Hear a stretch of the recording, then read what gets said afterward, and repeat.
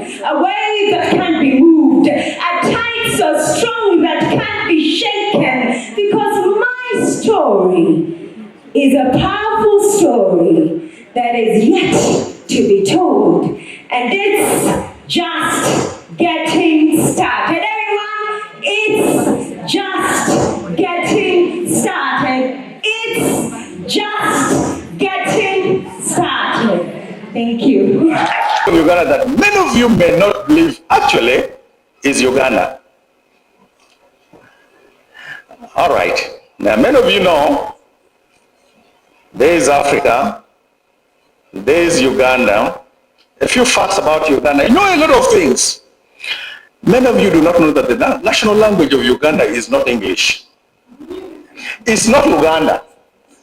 It's not Jap where I'm from. It's actually Swahili.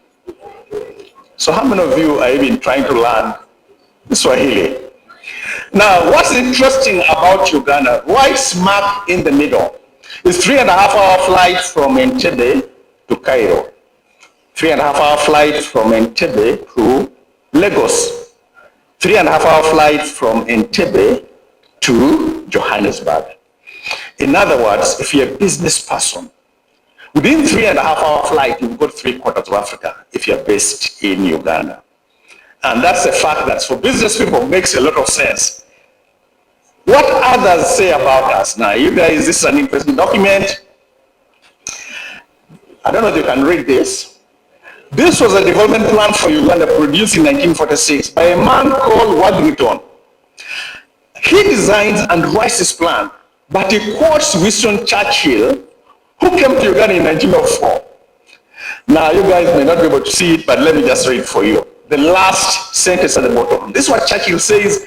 In 1904, he goes to Kisoro, goes to Kidepo, goes to Oro, goes to Vale, goes to Gulu. He concludes the following. Uganda is alive by itself.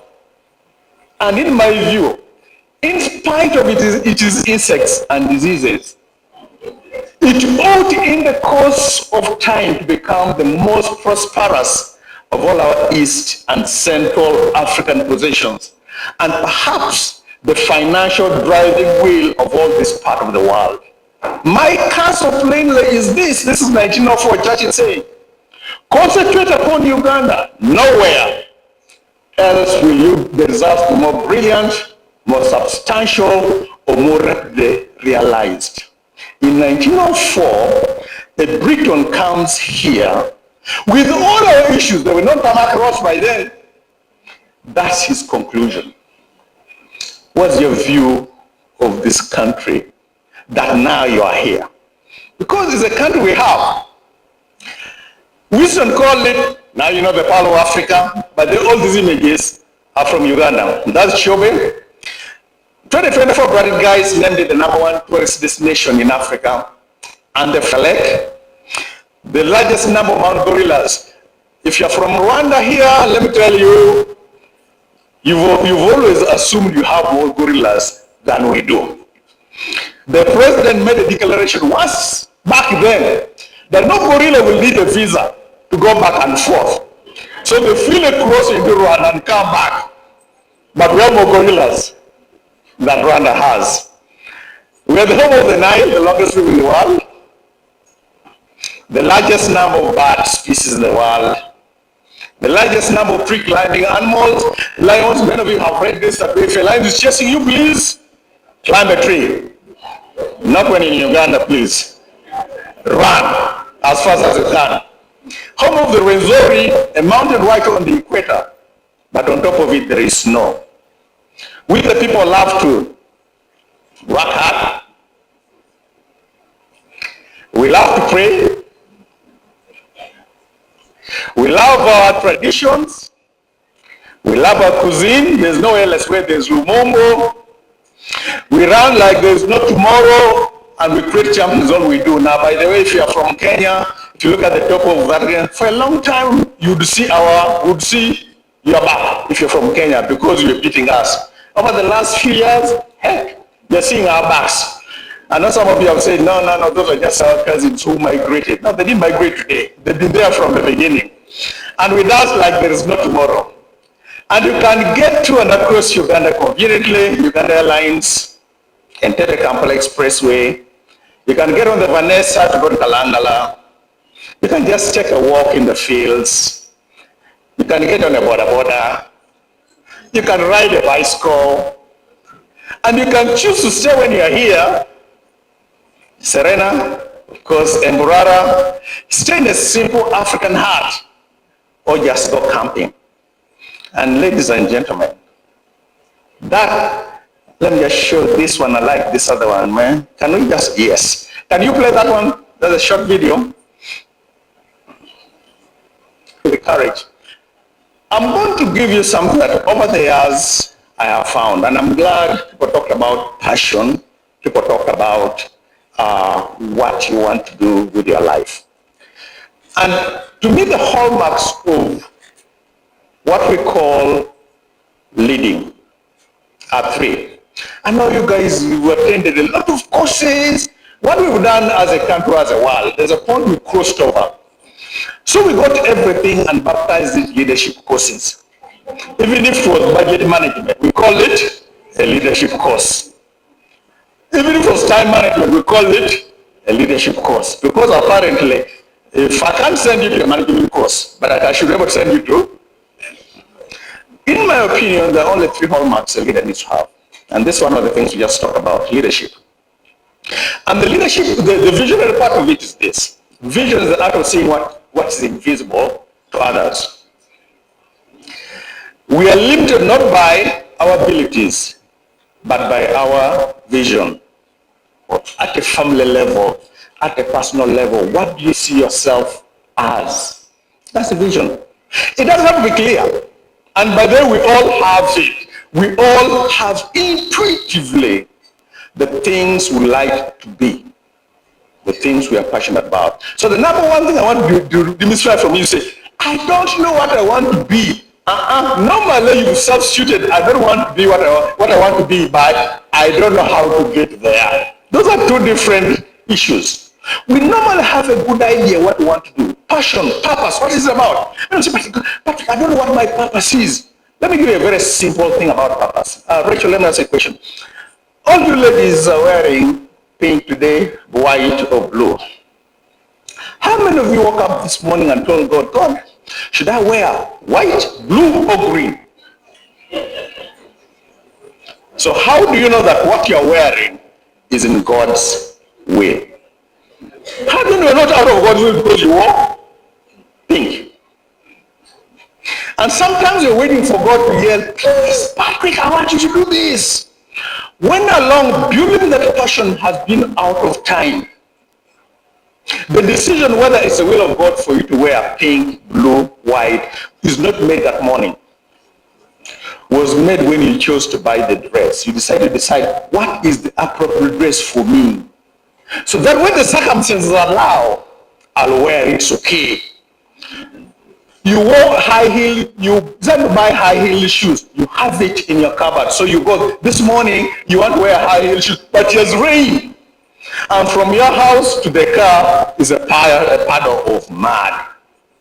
Now you tell me, this thing called the courage to take this first step is one of our failures at a personal life. We are too scared to say, but if I take that step, my goodness, I am going to fail. And I will show how this actually plays out in real life. The courage to take the first step, the risks are high. But guess what? It's the thing that makes the difference. Mandela said that he learned something. The courage is not the absence of fear, but the fight for it. This Mandela, I felt fear myself more times than I can remember. That Mandela we worship was scared a number of times.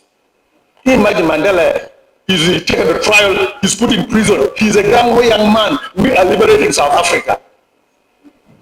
1 year goes by, 2 years go by, 4, 5, he didn't give it up. 27 years go by, he's still in prison. But he says something that the brave man is not he who does not feel afraid. It's okay for you to feel afraid. It is okay. But he, in spite of that fear, takes the first step. You will not know the capacity, the potential you have until you take the first step. You may be here CEO and been wanting to take your organization in a direction, but you're just scared you will fail. Oh, there's too much money, whatever it is. You will not know the potential of that organization until you're willing to take the first step. You think that. Try that your number 2, number 3, number 4, number 5, or number 10 is strategic. And makes up for what you don't have. He can see far, he can encourage people to go, he has encouraged you to be crazy enough to go. And you, as a CEO, become the manager to make sure it goes there. Forget about the thing that you need to be strategic because as a CEO, we are not there. Sometimes we are not there. Where you are, you'll be as good as effective as you can be if we are able to do the things that we need to do. But this ability to persuade others comes with something that now is personal to all of us. And I'll just give you, don't deserve to be treated as well as you think. Your subordinates, that poor relative of yours, whatever it is, how you treat them matters because it speaks about you and that passion. And if you think about integrity, the thing about treating, there is actually no gift, there is actually no all about that. You do because you know it's there. Integrity is doing the right thing when no one else is watching. And then finally, I like this one. Warren Buffett said, look for 3 things in a person: intelligence, energy, and integrity. He says, if they don't have the last one, don't even bother with the first 2. Now, for you guys who are here in the corporate world, you think about you are doing interviews. You're looking for someone who is intelligent, someone who is energy. When is our interview ever skewed to find out the integrity of the person we are hiring? But we are struggling with that today, especially now as we begin to bring people in mid-level to senior level. How do we interview for integrity? I can teach you the technical skills, but how do I interview for integrity? So we told lecturer guys, please change the way you interview.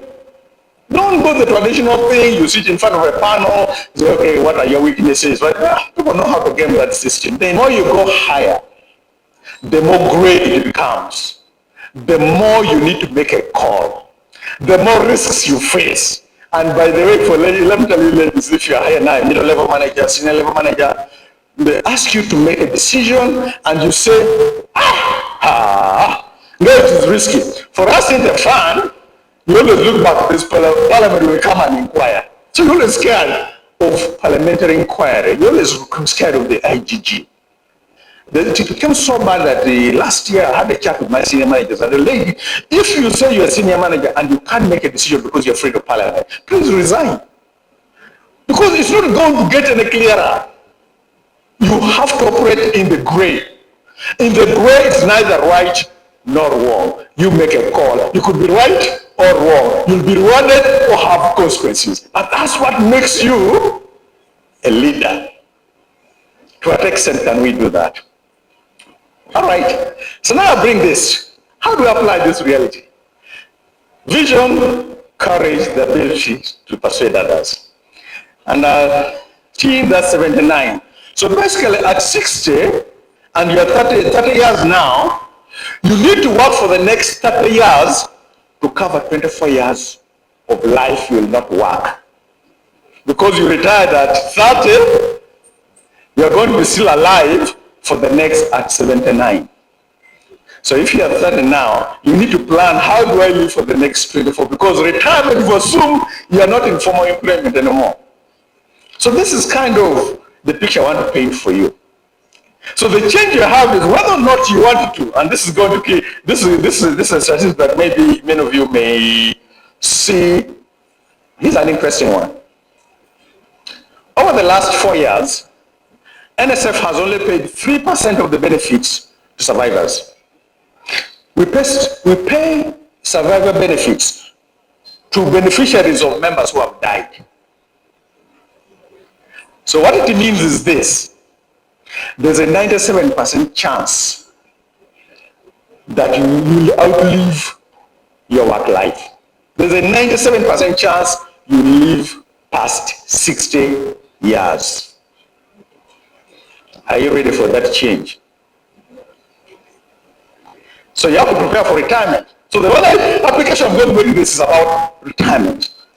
It's a given. You'll get married, you'll have children, at the end of it, you're still going to retire. So let's just go to the end. Because that's a given. So, me, I'll be dead by then. Data doesn't support that at all. The data does not support you'll be dead for 60. You'll be around. Now that you know, how do you plan for that? So, how do you vision? Let's say, how do you vision your retirement? How should it look like? Okay? You can be healthy and active. Or for G, I'm happy to be here. This is almost the fourth time I have come to mentor them about changing, embracing change and leading with courage. So change is inevitable. Under all circumstances, we have to go through change. But how you respond to change is the most important thing. So you have to approach it with positivity, relativism, and also this optimism on the way forward. Normally when change comes, it comes as a negative factor. And in most cases, we blame the people around us. We go into the blame game. I shouldn't have ended here. It's because of so-and-so. It's because so-and-so is fighting me. No, you address your challenges personally and find solutions to them. Associate with positive-minded people. They help you to go through change. For example, like me, when I lost, people were the people who approached me, most of them were negative. They kept blaming everybody around me. It was so-and-so, it was so-and-so, so you shouldn't have lost, but people are fighting you. Until I realized I wanted positivism. I wanted to get out of that negativism. And when I got out of it, I reinvented myself. I went to the gym, started exercising. I started living positively. I started having positive people around me. And that is why I'm here. I learned how to forgive. I embrace my spirituality. I embrace my family. And that is how I've managed to go back to serve people. Because I've lived positively, I have forgiven, I have forgotten, and I'm ready to serve. This is a new day. And women who have graduated from the program, but over tens of other thousands have gone through different programs. And we have also trained over 2,000 mentors, because for us the mentor is the center of what Girls for Girls does. So I'm so excited, and Uganda is the biggest program. Uganda has reached over 4,000 girls and women through the program here in Uganda. So I'm so excited. What are some of the challenges facing girls today, and how can they overcome them? So in Uganda we have made gains. For those of you who are old enough, women in Uganda didn't own land. We could not, you were on your husband's passport, if you can remember. There was a lot of domestic violence, and we passed laws on domestic violence, we passed laws on land rights. So if your husband dies, you cannot be chased off the property. But there are still many problems women face. Domestic violence, we are seeing employment opportunities are low. That's why you're seeing many of our girls have been taken to sex trade and trade outside in Dubai and other countries. There's still so many opportunities for women to come out to get better. There are many girls who are not studying because there's no fees, So through mentorship, we hope to empower girls to follow their dreams and to continue to pursue what they want to achieve in their lives. When does it take you to become a member? So you can become a member of Girls for Girls either as a mentee, so someone who's mentored. We take girls from 15 years all the way, even women who are in their 40s, in their 50s. We have different circles. There are many online things. So here on your thing, you can sign up. And online, you can go to our website, www.projectgirlsforgirls.org. And then beyond that, we also have, so there are mentees or mentors. Mentors are done to mentor. And every second month, we train mentors. Your dreams are valid. Your dreams matter. We are here to show you that you can live your dream. You just need to have a supporting circle, what we call a village, a tribe of people who are surrounding you and pushing you into your dream, and don't feel you are alone. Whatever you're going through, someone has gone through it. So seek that advice, and for mentors, we have an opportunity to uplift so many girls, because the most important thing that can help someone is having the courage to move on your dreams.